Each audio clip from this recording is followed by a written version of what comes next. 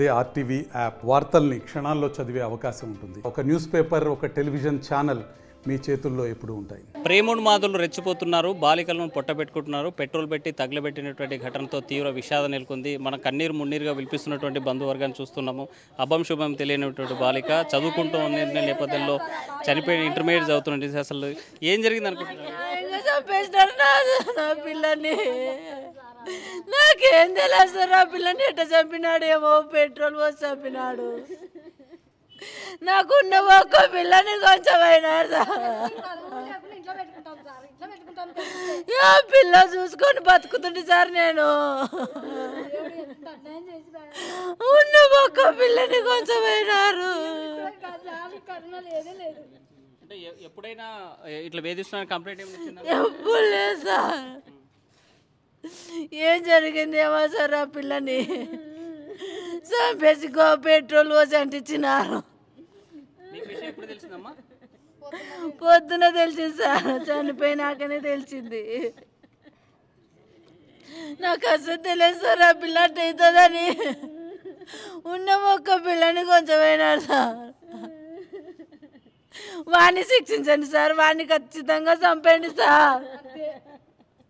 వాడు బతకకూడదు sir.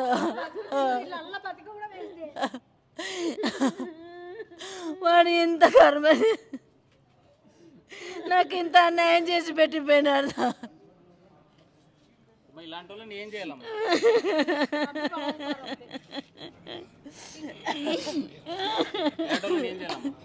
చంపేలే sir. ఏం చేస్తారు అట్ట సైకో నా కొడుకులను పెట్టి ఇంకొక పిల్ల జీవితాలు నాశనం చేస్తారు. నాలుగెక్కడ తల్లి ఎంతమందిని చేస్తారు సార్. సైకోని చంపేలా సార్. వాడిని బతకనియకూడదు, వాడిని చంపేయాలా. నా పిల్ల దగ్గరకు వాడు కూడా చచ్చిపోవాలా. ఉన్న ఒక్క పిల్లని బొట్టలో పెట్టుకున్నాడు సార్. ఆ పిల్లకి ఏం తెలియదు సార్. ఆ పిల్ల చాలా మెతక్క.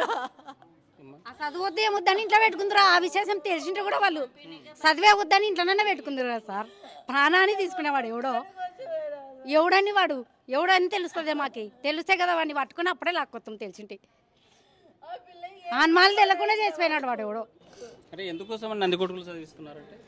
ఇట 10th వరకే ఉంది సార్. ఇంకా వాళ్ళ అమ్మ నాయన ఉన్నారని చదివిస్తుంది. ఆమె కూలి పోతుంది. ఇంక ఆడ ఉంటే మేలని అట చదివిస్తుంది అంతే.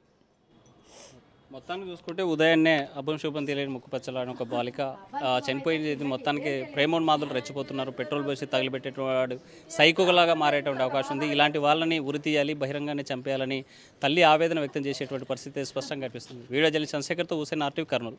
మరిన్ని వీడియోస్ కోసం ఛానల్ ని సబ్స్క్రైబ్ చేయండి. లేటెస్ట్ అప్డేట్స్ కోసం వాట్సాప్ ఛానల్ ని ఫాలో అవ్వండి. ఆ లింక్ డిస్క్రిప్షన్ లో ఉంది.